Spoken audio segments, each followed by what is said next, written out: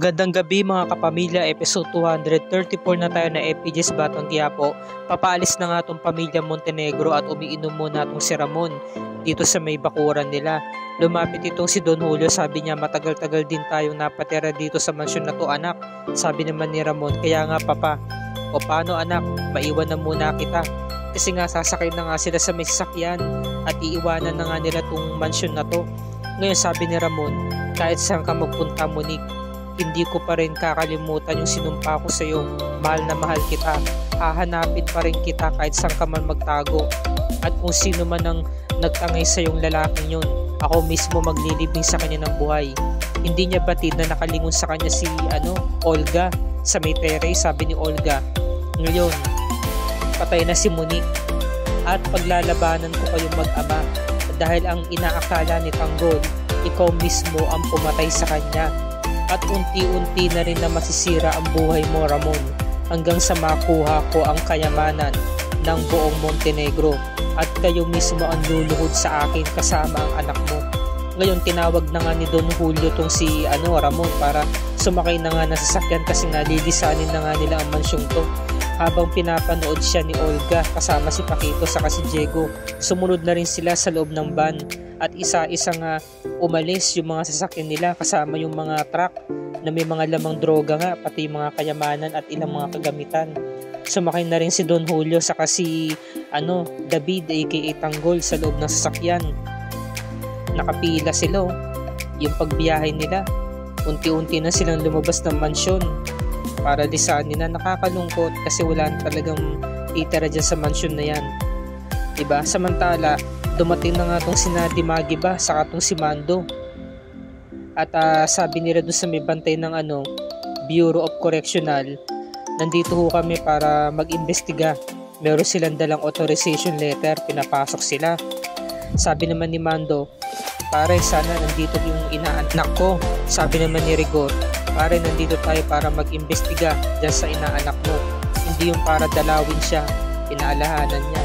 Ngayon binuksan yung gate, pangalawang gate na to, at nandito na nga sila sa information. Magandang araw ho sir, nandito po kami para mag-imbestiga. Mga sir, paiwan na lang ho yung baril nyo. Tinanggal yung yung case saka yung mismong baril, iniwan, pinasurrender, tapos pinapasok na nga sila. Samantala itong mga kaibigan ni Tanggol talagang hinihintay pa rin yung kaibigan nila kung makakabalik pa ba. Sabi ni Bulldog, kamusta na kaya si Tanggol? Tuluyan na kaya silang nakaalis? Oh, si Ben dumating si Ben. Oh, buti naman pinalaya ka na sa may Bartolina. Oo, pinalaya muna ako ni Chief Espinas kasi may hearing kasi ako ngayon eh. Si Tanggol wala pa ba? Sabi ni Enteng.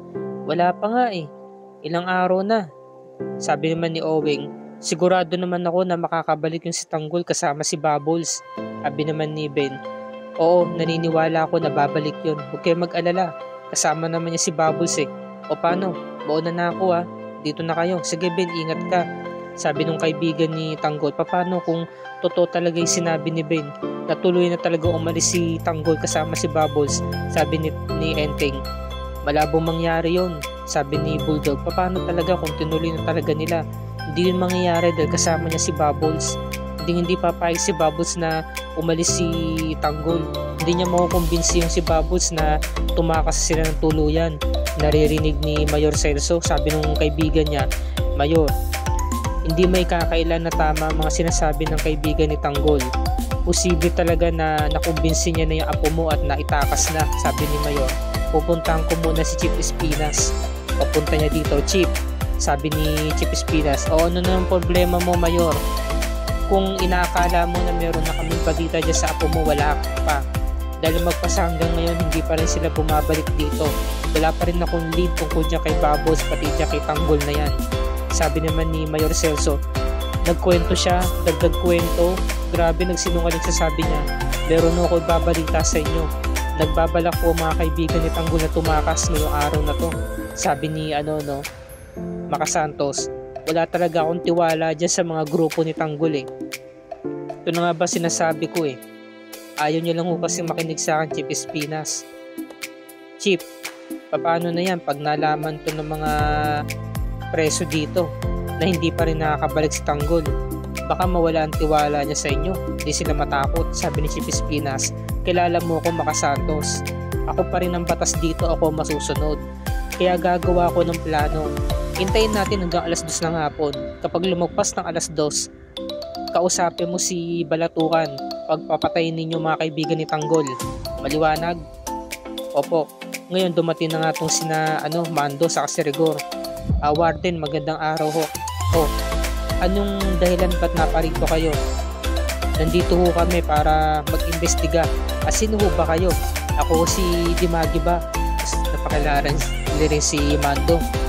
Gusto lang ho sana naming imbestigahan kung nandito ho ba si Jesus Nazareno, Dimagi ba? Kaano-ano ho ba niya kayo? Ako po ang ama niya. Sakto dumating na sina Baboy sa si Tanggol. Yung mga mukha nila parang nalugi, mukhang nalugi. Diba, hindi mo makausap, sobrang tahimik, tulala. Si Babos na mismo nang bukas ng gate. At dumiretso na nga sila sa tindahan. At meron nagbabantay ng tindahan, sabi, Babos, Tanggol, buti naman nakabalik na kayo. Ang tagal na kayo hinahanap ng Chief Espinas. Galit ng galit, init ng ulo. Sabi ni Babos, sige na, ako na bahala dito. Umarap siya kay Tanggol. Tanggol, magbihis ka na. Di ka pwede makita ng mga tao dito na ginasuot mo. Sige na, mag-ayos ka na. Wala na si Mokang. Patay na siya. Hindi na natin maibabalik pa ang buhay niya. Wala na rin naman may ginusto nito Napatingin na lamang si Tanggol. At ito na nga, lumabas na nga si Mayor kasama si Maka Santos. Sabi ni Maka Santos, Mayor, sabit ang apo mo dyan. Madadamay din siya sa sitwasyon to. Sabi naman ni Mayor, alam ko naman ho yun. Sa akin lang naman po, bakit naman po kasi pinagkatiwala ni Chief Espinas siyang grupo ni Tanggol? Kilala naman po natin nakilala yan. Hindi naman po natin alam ang lubos na ugali niya mga yan. Kung ako ang tatanungin, hindi ko po talaga pinagkakatiwalaan niya si Tanggol Sabi ni Maka Santos, kilala niya naman po si Chief Espinas. Kung sino mapusuan niya, yun na yun. Samantala, nakita na si Tanggol ng mga tropa nito ni Bong. Si Tanggol Teka, ba't ganyan itsura? Natawa sila, sabi naman ni Bong. Baka naman nabigo sa misyon. Tawan-tawa sila dahil yung mukha talaga ni Tanggol hindi maipintay. Diba? Sabi niya, nakabalik na pala siya. Sabi naman ng mga kasama niya, di kaya ito na yung pagkakataon, Bong, para kausapin natin si Chief Espinas para tayo naman ang ipalit. Ngayon, sabi ni Mayor Celso, si Tanggol yun Oo nga, lang niya ka, bumalik ka rin. Hoy, Tanggol, saan ka nagpunta ha? Inescortan na siya. Maka Santos sa kanong dalawang nagbabantay.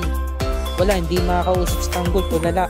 Balungkot, manda ka kay Chief Espinas. Talagang inan na siya, hinila yung kanyang likuran na t-shirt. Kaya na, inescortan na siya. Sabi ng mga kasama ni Bong, oo nga, kausapin natin si Chief Espinas sa pagkakataong to. Tayo ulit ang pagkakatiwalaan niya at tayong tatapos sa trabaho niya. Sabi naman ni Bong yan kasi napapala. Puro lang kasi hangin ang laman. Saka hindi ba kayo nag-iisip? Pinagtabuyan na nga tayo ni Chief Espinas tapos babalik pa rin kayo. Basta, tuloy pa rin ang plano. Tatakas pa rin tayo. Kung anong desisyon ko yun na yun. Pero bago yun, pagpapatayin muna natin silang lahat. At kinulong na nga tong si Tanggol dito sa may Bartolina. Sabi ni Maka Santos, lang niya ka, bumalik ka rin sa wakas. Para sabihin ko sa'yo, lahat ng parusa, patitikman mo pag nalaman to ni Chief Espinas na nakabalik ka na. Bumalik na siya. Sinarado na yung Bartolina. Ngayon, biglang tumating tong si Balatukan. Chief, yun? Meron akong babalita sa inyo. Meron mga pulis dito na pumunta. Nasa labas sila. Iimbestigahan daw nila si Jesus Nazareno, Dimagi ba? No? Meron na naman ba yun? Kasi si SPO1 Dimagi ba, siya mismo ang ama ni Tanggol. Nasa labas sila. Sinasabi ko na nga ba kahit kailan talaga puro problema ang binibigay sa akin yung lalaking yan. Puro problema, paano yan? Wala rito si Tanggol, kaya nga po Chief Sabi niya talagang sumakit ang ulo ni Chief Espinas. Kasi balita nga daw na parang nakatunog nga tong si Balatukan na parang nakatunog tong mga pulis na to na merong anomalya nangyayari dito. So hinarap na nga ni Chief Espinas. Napatulala si Dimagiba kasi namumukhaan niya eh.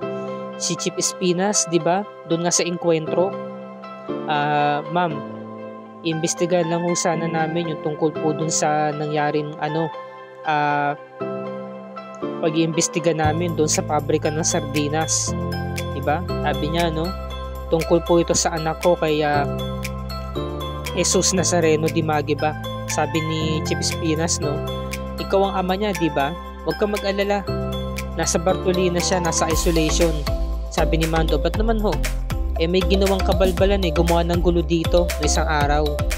Kamag-alala, hindi naman namin siya pinapabayaan Ayos lang siya dito. Sige na, babalik na ako sa loob at marami pa kaming ginagawa ngayon Sabi ni Dimagiba, ma'am, meron ho kaming authorization letter. Kaya may karapatan ho kami na mag-imbestiga at alamin. Kaya po may karapatan po kami na makita ho si Tanggol. Pinasa ni Chief Espinas, kinakabahan na siya. Pati si Balatukan kinakabahan na rin Samantalang si Tanggol, inaalala niya si Mokang. Wala, talagang mahina siya ngayon. Talagang malungkot. Pinangungunahan siya ng lungkot, lumbay, sa kapangungulila at nangako siya, tinaga niya na kahit anong mangyari, hahanapin niya yung taong pumatay kay Mokang, siya mismo ang papatay. Ayan talagang nalulungkot talaga si Tanggol sa sinapit talaga ni Mokang. At dito na po nagtatapos ang ating review and recap para sa gabing ito mga kapamilya. Bukas araw ng Martes, episode 335, pakatutukan natin ang next episodes ng FPJ's Batang Quiapo na kung saan ay tatanggapin ni Tanggol ang mga parusang ipapataw sa kanya ni Chief Espinas dahil galit na galit ito sa kanya. Samantala nakita nga siya ni Rigor na nasa loob siya mismo ng Bartolina, kaya napatunayan na talagang nandito siya sa loob ng Bureau of Correctional at wala siya sa labas. So dito na po nagtatapos ang ating review and recap para bukas. At kung bago ka pa lamang sa aking channel, kung maaari makahingi ako sa iyo ng munting subscribe at i-click mo na rin ang bell icon para lagi ka updated sa mga episodes ng FPJ's Batang Quiapo and other kapamilya shows tulad nito. Magandang gabi, Happy New Year, maraming salamat po sa inyong panonood and God bless us all.